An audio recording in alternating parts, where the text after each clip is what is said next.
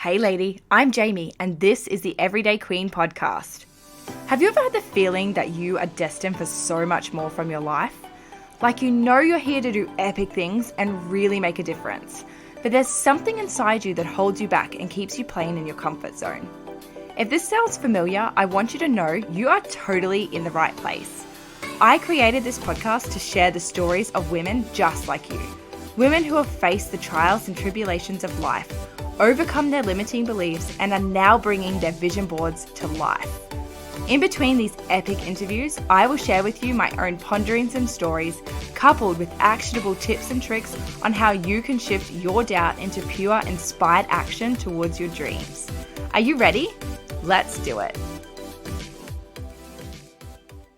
Hi ladies, and welcome back to another episode of the Everyday Queen podcast. Today I'm joined again with Beck, who was lucky enough to be my first ever guest, weren't you, Beck? I sure was. Yeah, so welcome back to the show. We have a really good episode today. This is very, very business specific. But I feel like anyone who's not in business, if you are in a career where you're maybe in management or something like that, you will still definitely be able to take something away from this episode, but it is very much more business specific. And what we're talking about today is basically setting up your business now for where it's at, but to allow for growth. So we want to think really big while we're still small, but also obviously take into account that you're still a startup and you probably can't afford to be investing thousands of dollars into systems and procedures. And Beck is the organization and system queen. So she's the only person that I could bring on to talk about with this episode. So thank you, Beck, for joining me again. No problems at all. Thanks for having me back. So I would love to know your opinion on this to start with. Why do you think we need to basically think bigger than we currently are when it comes to systems and procedures in our business? So I like to think of it as setting yourself up now for where you want to be. So I'm not saying go out and spend $200 a month on this fandangle app or software that does everything, but look for products that are freemium, that have a free version, and then you can pay for the premium subscription in order to get the advanced features when you need them.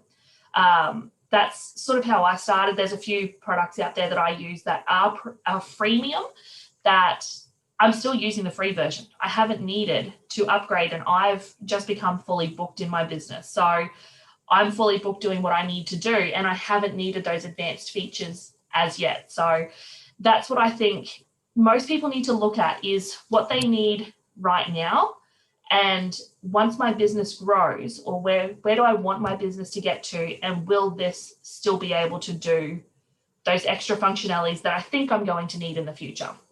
That may change as your business grows, but at least you've got that in place that you don't have to, as soon as your business grows, you have to change straight away. You have the option then to, okay, well, once I hit the next level, then I'll swap to this product because it's going to be able to do more for me in the one space or something like that. Yeah, I love that. Now, yes, you have just become fully booked, which I want to call out and say a huge congratulations, because that's epic. Thank you. Beck has only been in business since when, officially? The beginning of the year. 1st of February, technically, is when I started with my first client. So, yeah. So 5 months to fully booked. I feel like you'll have the next best-selling course soon. 5 months to fully booked. 5 months to fully booked. There you go. Boom. Now, off topic, coming back. So because you are in the VA business development, business management space, I would really love to know, because obviously this is your forte, this organizational setup behind the scenes of businesses. So what do you think is the bare minimum? And it doesn't matter whether we're talking freemium, paid, software, apps, whatever it is. What do you think is the bare minimum that we need to be having in place, or any startup businesses should have in place? So the bare minimum would be, you need to have some sort of email account and calendar system, whether it's Gmail or Outlook, it really doesn't matter. They do very similar things. One has slightly more features than the other in different places. So Outlook's slightly better in some things than what Gmail is. Gmail's slightly better than Outlook and other things. There's also Yahoo and all the other ones, but they're the two major ones that people usually work with. You're also going to want a decent accounting program, Xero or MyOb, and they're worth spending the money for those because they're going to basically help you start your business on the right foot. Yes, it's a monthly subscription, but just pick the package that you need right now and you can always upgrade them once you get to that point. That's what I had to do. You also want to look at what your major services or products are.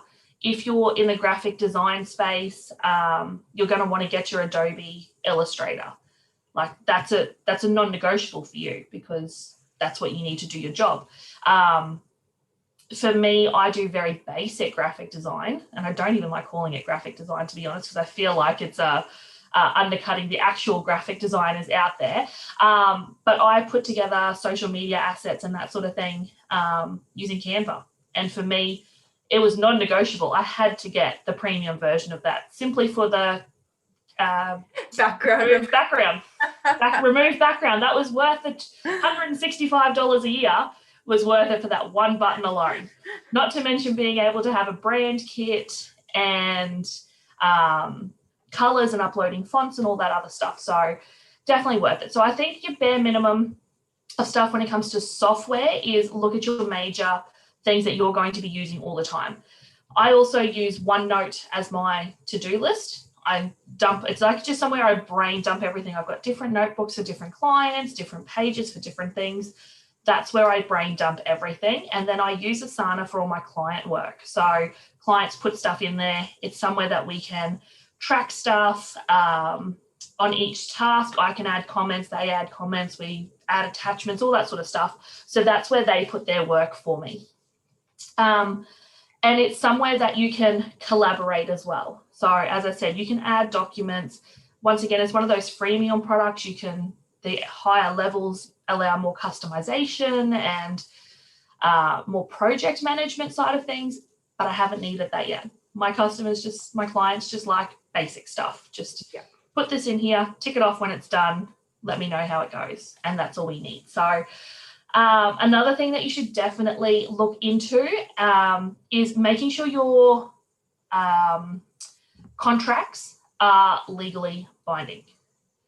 So for me, I am as Jamie said, a consultant. I'll just use that word because that's what mine. So it's called a consultancy agreement, and it has been reviewed by someone. I don't think she's specifically a lawyer, but she is in governance consulting. So you need to make sure, yes, it could be a rather hefty expense to start with, but it's something you're going to do once, and it could save you a lot of money down the road. So definitely worth investing in that. But bare minimum, decide or look at your business and what you need and your non-negotiables are. Okay, I need a good program for this. I need a good program for my website. Okay, they're the things that I have to invest in. Then what else can I just skate by on something that's free and may not be the best, but it's going to get me through. It'll do. Yeah. I'm curious your opinion. So obviously when we start off, we very much get sort of in this bubble of it's my business and I'm the one who runs everything. So as long as I know what's going on, it's all good. You coming into other people's businesses, like what are some things that we could be doing now to set ourselves up for when we start to bring on team? Because I feel like even for me personally, I know that at some stage I'm going to have to and want to bring on a team member, whether that be some sort of personal assistant, virtual assistant, whatever, that is in the scope for me. So I find it really hard though, to make sure that my business now, where it is just me running everything behind the scenes, it's not prepared to bring someone in. And I feel like most people are probably in that position. So what are some things you could suggest to me and to everyone else who's in my circle at the moment, just like kind of advice to what we could be doing now to prepare for that in the future? Yeah, so that is a very big thing. So what you want to be doing at the moment is while you're putting together processes, so we'll just use onboarding a client, for example, you need to document how you onboard a client. So you might send them this email, then follow up with this document or whatever. Have that documented in a step-by-step, because then that way, as you're going through, you might not even realize that you do something.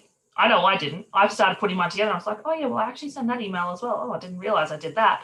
So I added that in, and then I looked over the whole process. I was like, this is a long process. Do I really need all these steps? Where can I reduce this down? So that's the first part of time saving and efficiency and productivity that I went through, was just documenting everything while I had the time. To be honest, I still haven't fully finished all my policies and procedures and such, because I ended up doing them for my clients. They were like, how do we do this? And I was like, okay, so we do da, da, da, da, da. And I would document stuff for them, because that's what the biggest thing was. The initial part of starting with someone is learning how they do stuff. You could be using the exact same software, but use it in a completely different way. So I've got 2 clients that are on the same software. They don't use it the exact same way. There's different functionalities and ways that it can be used. So yeah, I have 2 clients that are both psychologists, and their systems are completely different. So just because, like, people always talk about niching down, just because you're going to work within a niche does not mean you're going to be working with the same systems, with the same processes and policies and procedures and that. You need to be adaptable. I guess I know how to use this software, but how do you use it? Yeah. And then if they've got that, whether it's Loom videos or not handwritten, please don't handwrite stuff, because then that's a whole nother headache of trying to scan it and put it online and that.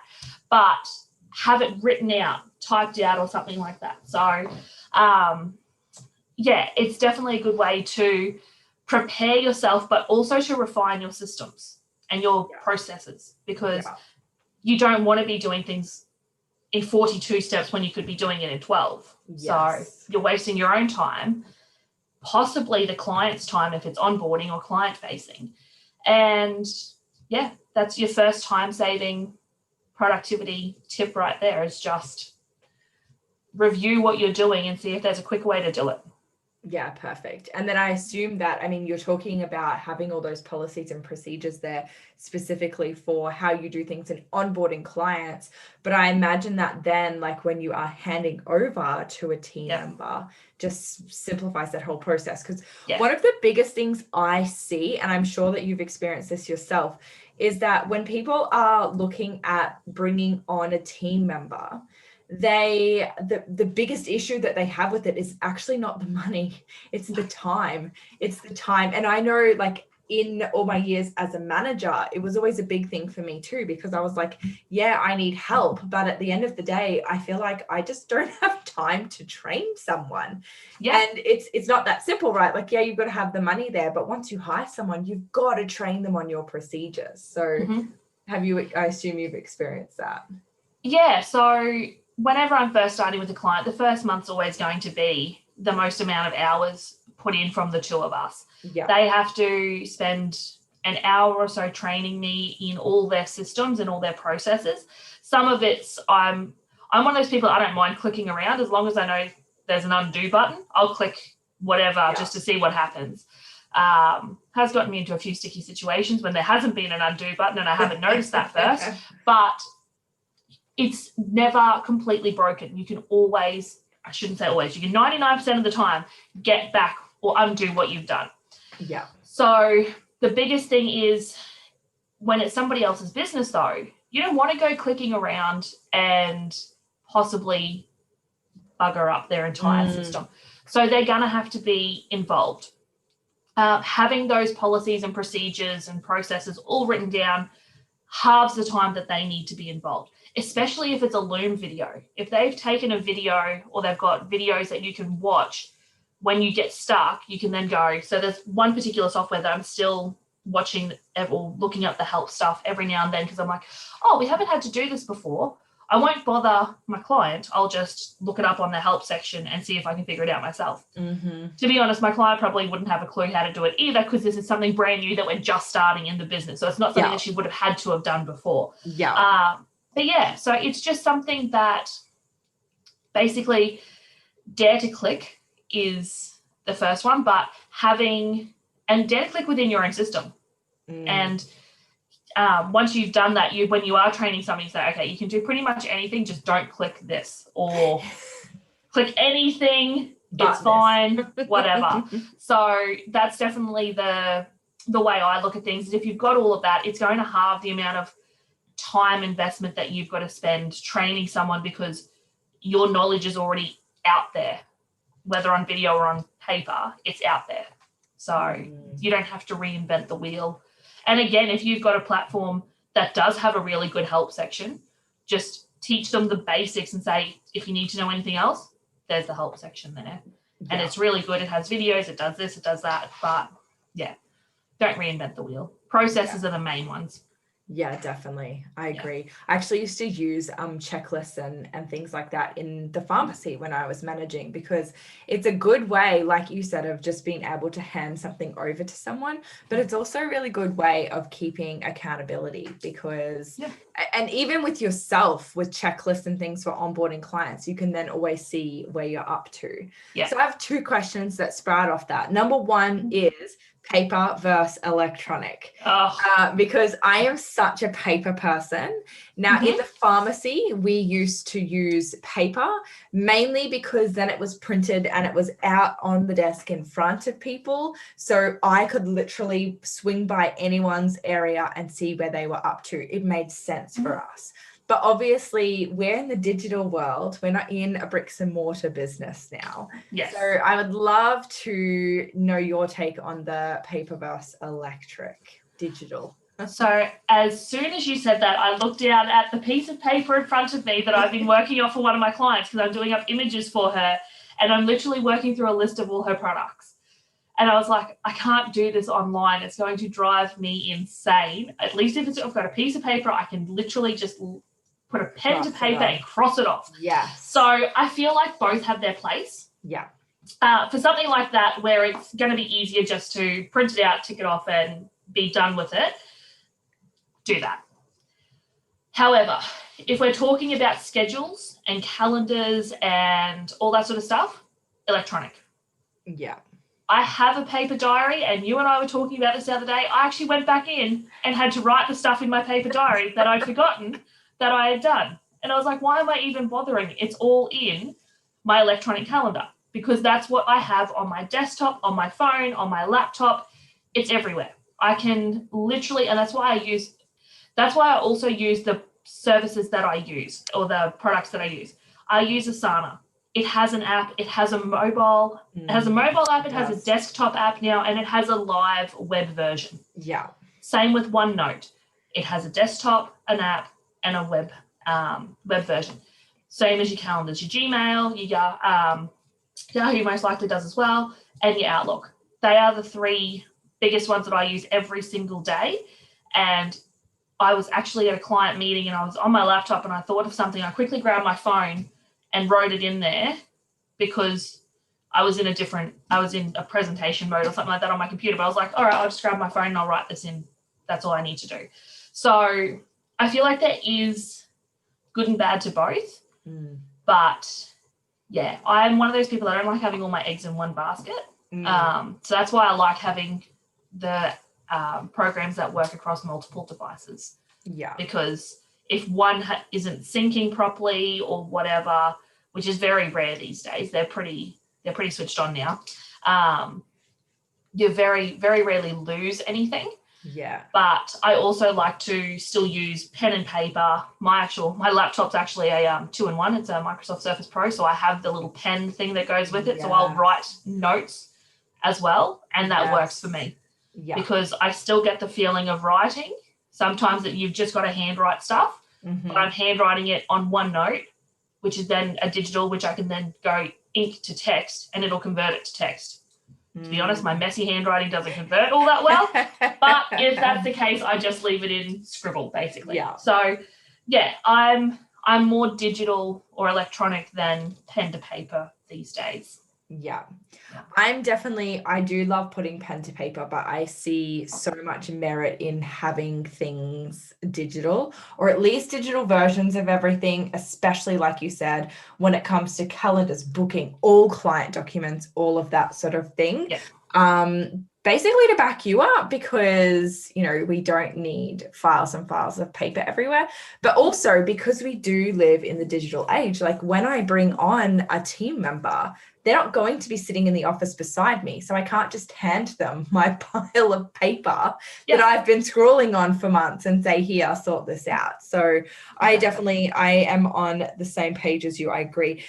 Something really interesting. I know you're not a Mac person or an Apple person, but Apple iPads actually have really, really cool functionality when it comes to writing with the pens in planners and everything. I literally want an iPad now just to have a digital planner that I can physically write on. Yeah, so shiny object syndrome here. Yeah, no, 100%. I use Google Chrome most of the time, except for when it comes to PDFs. Yeah. I use Microsoft Edge. Yep. Only because with Microsoft Edge on my tablet, I can literally write on the document or the PDF, or pretty much, mostly it's the PDF. I can write on it like I'm filling out a form. So I had to do warranty paperwork for one of my clients. So I just got onto my tablet, filled it out by hand, because I was like, I can't print it, write on it, scan it, and email it back. Scan it and send it I'll back. just do it on this. And then I sent it through, and the client, to them, it just looks like I've written on a piece of paper. Yeah, wow. So that's definitely, and when I'm doing social media schedules and strategy and that sort of thing for the month, I'm writing out what what topic needs to go on each day. Yeah. I'll just download a printable calendar and handwrite in the information.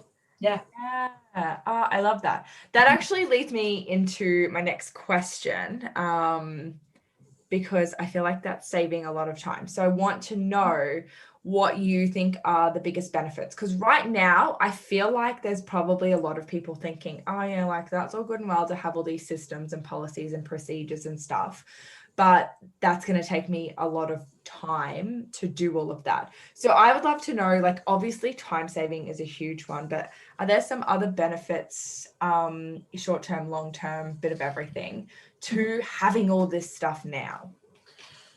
They're mostly long-term benefits because, as you said, you want to future-proof your business. So if you do, once you get to the point of going, crap, I need a VA, you're already too busy for one. Yes. Because you're already doing, or you need an assistant or you need help or whatever, you're already too busy. That's what I found with most of my clients. They're so busy and they're like, oh my God, I have to make time for this. So I'm going to have to put something else off. But within 2 months of working with my first client, I'd already saved her 5 hours a week. Yeah. Because she was like that, I think we spent 4 hours on Zoom over 3 or 4 days, and just to get everything sorted. Again, she's a psychologist, so there's a lot of mental health treatment plans and a lot of terminology and systems that I'd never been exposed to before, which now are second nature. Within a couple of months, they're second nature to assistants and whoever you're working with. So there's so much that needs to be done, but she knew that once she got over that hump of, I just have to push through this and make it happen, I'll take some time out of my day off to train Beck. And then that way, once she's set up, I'm going to have more time off. So there's always these long-term benefits that are there. By doing it all one particular way, even like sending out letters. If you're sending out multiple letters and that sort of thing, that's the exact same stuff. We all know about MailChimp for email mailouts, but do a mail merge through Word document or something like that. There's always ways that you can save time. And if you've got them worked out now, document it so that whoever you're bringing in knows exactly, well, if I'm paying them by the hour, I don't want them to reinvent the wheel like I did. I'll just teach them what I already know. Yeah. So definitely time saving in that space. Being productive, it definitely helps your productivity once you can, as I said before, once you can see what you're spending your time on, you can be like, wow, I wasted a lot of time this week doing the same thing instead, where I could have just set up a certain draft email and saved it in a Word document or OneNote or whatever and copied and pasted it to each person with just changing 2 or 3 details, as opposed to sitting there and thinking, oh my God, what am I going to write? Oh, I feel like I've just done one of these. Oh, who did I send that to? It's simple. You have all these draft templates, template everything as much as you can. And that's straight away going to be saving you time. You're going to be more productive, way more efficient, because people are going to be like, oh my God, look how quickly she got that information back to me, or that sort of stuff. So yeah, there's a lot of benefits, and it's also less headache. If you've got templates there, and checklists, you know exactly where you're up to. There's no guesswork. You sort of free up your brain space to be able to go, oh, well, that says that's all I've done. Sweet, that's all I've done. That's where I pick up and start again. So yeah. I love that because it allows you to go on autopilot. Yes. And people talk about autopilot like it's a bad thing, but our brains actually love autopilot. Our brain thrives off being in autopilot mode. And I think sometimes I know that we overwhelm ourselves with decisions. And I remember when I was working with my coach, Harriet, she actually said to me one day, she's like, Jamie, your problem is like, you've got decision fatigue. And I was like, excuse me, what? What the fuck is that? Yeah. And she's like, no, it's a real thing. Like you wake up and you've got to think of what clothes you're putting on and then this and that. And like, there's this whole list of things that you've got to think about every day and make decisions on. And you're not consciously thinking about the fact that you're making all these decisions, but you are. So I feel like all these systems and that are kind of putting your business like procedures on autopilot a little bit. So yeah, that's awesome. Yeah, definitely. I mean, you think about when you go to work, if you've got a uniform, that's cool. I just go to the wardrobe, I pull that out, that's done. I don't have to think about what I'm going to wear to work. Yeah. And if you work in somewhere where you have to wear a certain style of shoe, cool. That narrows down my choices. I'm one of those people that I Google the menu before I go so that I know what choices I have, what options I have.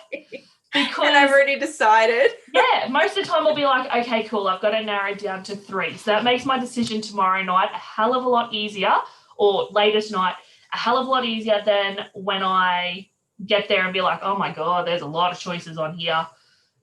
Yeah.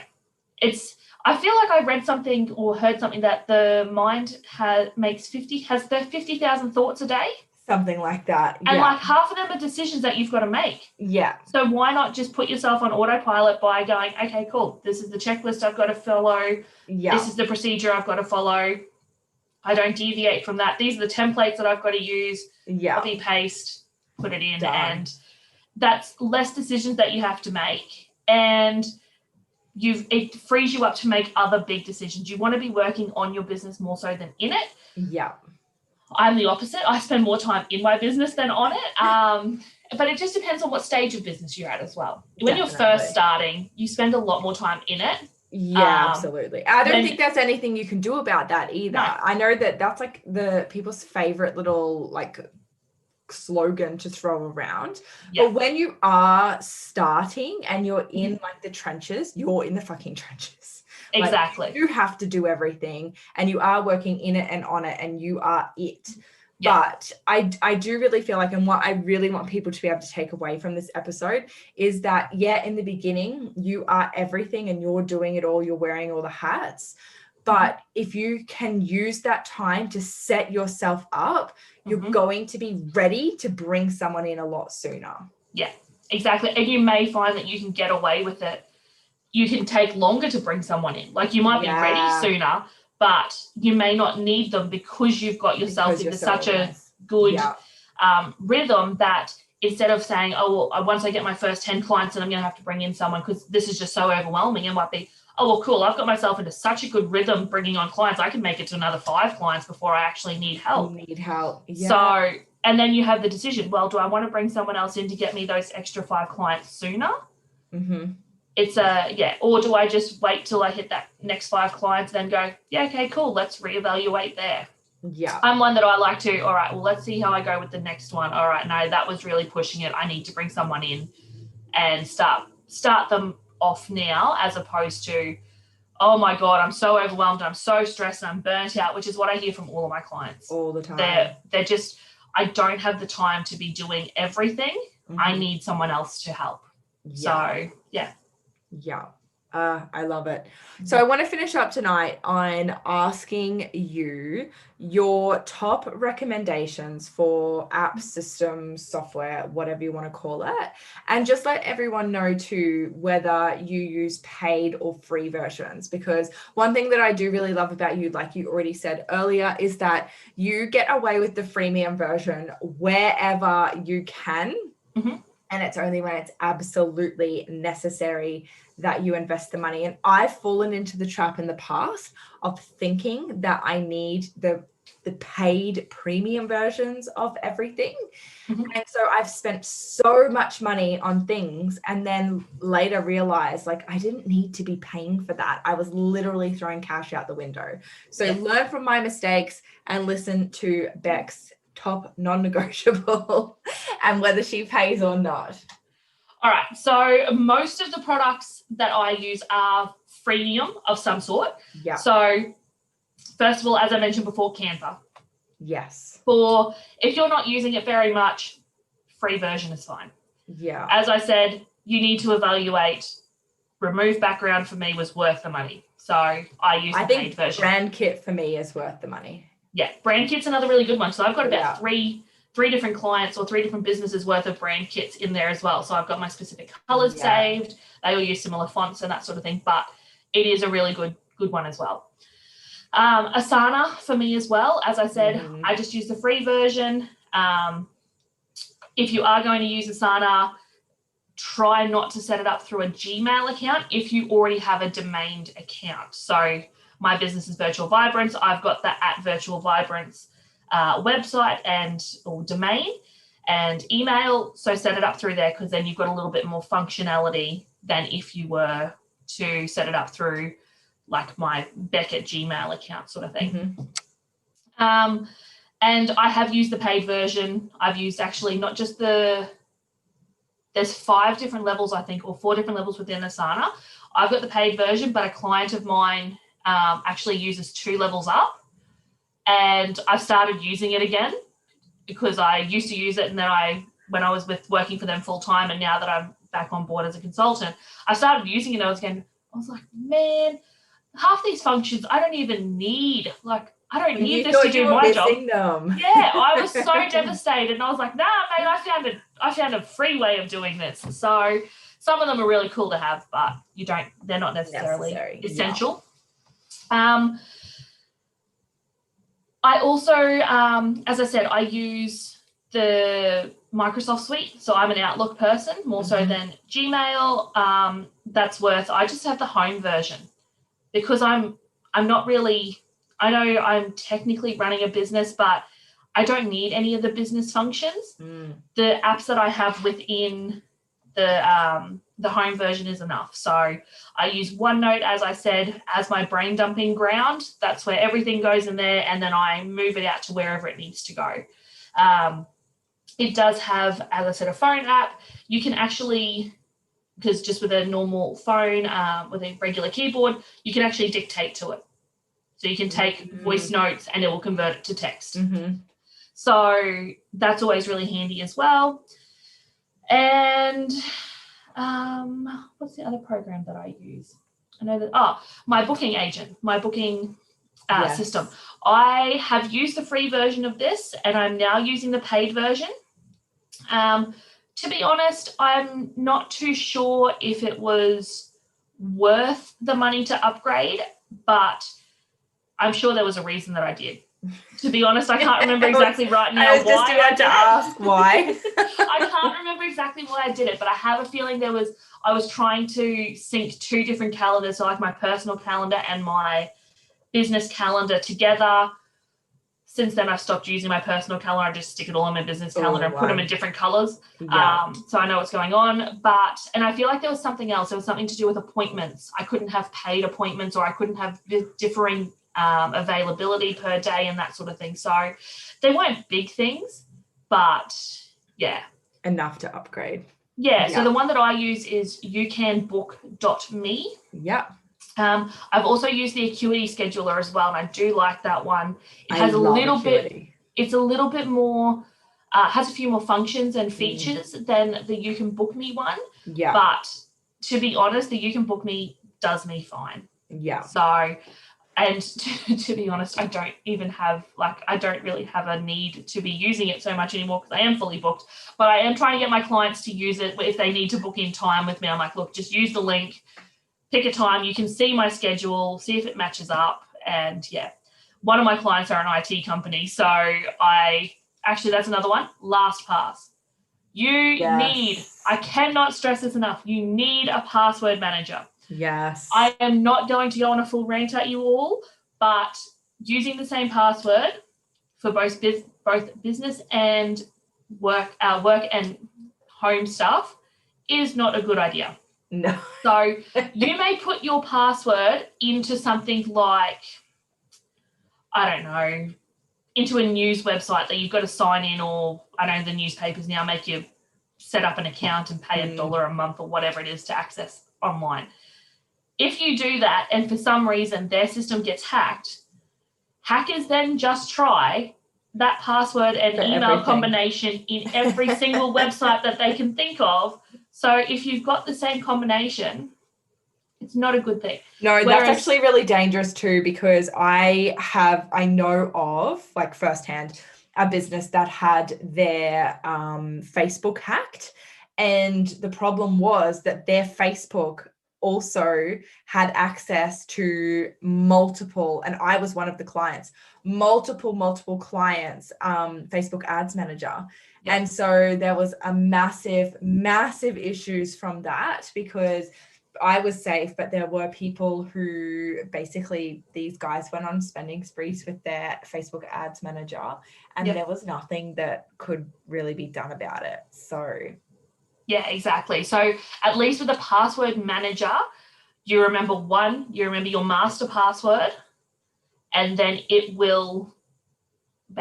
can generate gibberish passwords for you. It will remember them and it can autofill. So my Facebook, it has, again, two-factor authentication or multi-factor authentication is a really good thing to install as well. That if someone does try to get in, cool, they've got my password, but good luck trying to get past that 2FA, because I need an authenticator to put that in. Unless you've got my authenticator, you ain't getting in. Yeah. So, that's really good. It will store, you can put notes in there. You can save your credit card. I actually have my credit card in there. And the best part about LastPass is if you accidentally delete something, you can call them and they go, we can't access that. Yeah. You deleted it. It's really gone. It's encrypted. Not even they can get past their encryptions. I'm sure someone somewhere probably could, but that's a very, very difficult thing to do. If the people that work there and created it can't even get you your stuff back, you're safe. Yeah, you're pretty safe. So I use LastPass. If you're a Mac user, OnePass or OnePassword, I think it's called, is the best one, because you can literally generate your code on your phone and you can then just paste it on to the websites and that sort of thing. So OnePass is definitely better for the Mac users and LastPass for your PC or Windows users. But it's a Google Chrome extension, and it also has a phone app as well. I've got both now. I paid for the premium subscription to use it across both, because I was like, I got a brand new phone and couldn't get into my Facebook account because I didn't know my password. Yeah. So I just jumped onto LastPass, copied it, pasted it in there, and did my 2FA, and I was in. So yeah. it's definitely worth it. I've put a couple of my clients on now because they were ones that kept it in a Word document or in an Excel spreadsheet. I'm like, that's still hackable. It's still in a tiny piece of paper in your purse. Yeah, that sort of thing. So like you can save literally everything in there. You can save notes, you can save passwords, and as I said, credit cards and all sorts of stuff. So that's awesome. That one for me. It was worth getting the premium version of that because I use it across my phone and the internet and the browser. Yeah. So, yeah. I love it. Beck, thank you so much for your time tonight. I know that you share a lot about productivity and general business development and software and all of that over on your socials. So drop your handle, shameless plug, let us know who you help, where we can find you. Yeah, so you can find me on Instagram and Facebook under Virtual Vibrance, to the business name. I also have my personal accounts, but I very rarely use those, to be honest. Basically, they're just stalking everyone. So I help small business owners run their business. So I help them get out of that feeling of overwhelm and burnout that they've found themselves in, and I free up their time so that they can spend it where they want to, whether they want to spend that time growing their business and making it bigger and bigger, or if they just want to spend more time with family and friends, they can do what they will with that time. So that's what I do. Love it. And I will put all of your details in the show notes as always. Thank you so much for your time. And no doubt you will be a guest again at some other stage when we think of another great topic to share. Yes, most likely. Thanks for listening, lady. If you loved this episode as much as I loved recording it, please leave me a review on iTunes. For more inspiration, come and join me on Instagram at Jamie Lee White or in my VIP Facebook community, Everyday Queens, Women in Business Creating Their Dream Life, where I share all of my business and mindset advice. Until then, have a beautiful week.